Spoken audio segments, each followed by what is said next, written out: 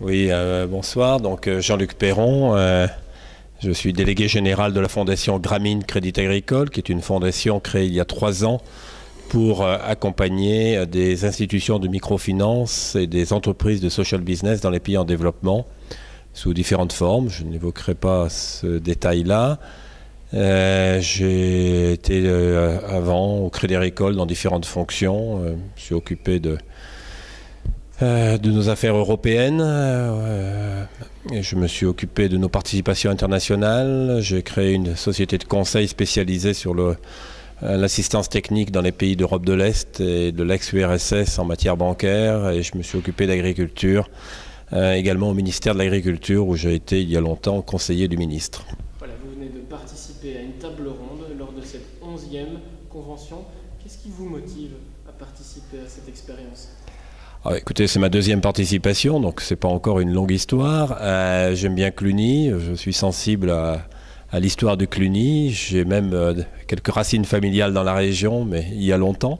J'ai des amis qui habitent pas loin, vous me direz que c'est pas des raisons suffisantes. Mais également Marc Clément, Jean-Luc Delpech sont des personnes que je connais depuis longtemps. Puis j'aime bien cette idée de rassemblement de jeunes Européens qui viennent ici uniquement pour motivés par cette belle idée d'échanger et de construire ensemble une Europe qui soit, je dirais, un espace de paix, de solidarité et d'amitié. Qu'est-ce que vous retirez personnellement de cet échange entre jeunes Européens ? Écoutez, moi je suis frappé quand même, 20 nationalités, tout le monde parle à peu près la même langue, français ou anglais, et de façon un petit peu inégale. Et finalement énormément de proximité et de complicité entre les gens, et ça me réjouit parce que malheureusement, les circonstances actuelles ne portent pas toujours à l'optimisme. On peut même parfois craindre le pire. Donc c'est tout à fait réconfortant. Solidarité européenne, la force de l'Union, point d'interrogation, c'est la thématique abordée cette année-ci lors de cette convention. Qu'est-ce que ça vous inspire ? Moi, je me suis permis de dire que quand même solidarité, ça me fait penser à Solidarność. Solidarność, voilà, le mot solidarité était capable de percer le rideau de fer, de renverser le mur de Berlin. Donc il devrait être capable de construire l'Europe. 40 étudiants nous ont rejoints cette année. Ils auraient pu être plus. Malheureusement, certains ont rencontré des problèmes de visa. Qu'est-ce que ça vous inspire, ce genre de problématique ? J'ai été surpris d'abord parce qu'on m'a dit que c'était des visas de Russie ou d'Ukraine, que je croyais des pays en relation de bon voisinage avec l'Europe. Donc je ne sais pas très bien où est la motivation à empêcher des jeunes Ukrainiens ou des jeunes Russes de venir se former et discuter avec des gens de la même génération venant de tous les pays européens. Donc c'est bien triste, j'espère que ce n'est qu'un problème administratif et pas un problème politique.